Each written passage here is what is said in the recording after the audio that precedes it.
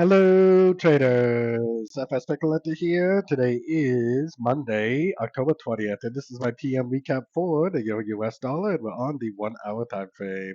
So, on the 1 hour time frame, we were watching today to see if it was going to break structure to the upside at a Fibonacci retracement of the last impulsive move up, which, as you can see, it definitely didn't. It is definitely a little slow, a little overlapping, but it is for sure lower high, lower high, lower high, lower high.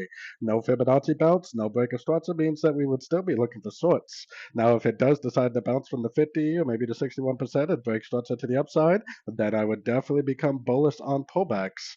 Otherwise, anything you see to the upside, as long as it doesn't break structure, you would look at as nothing more than possibly just a pullback to the downtrend.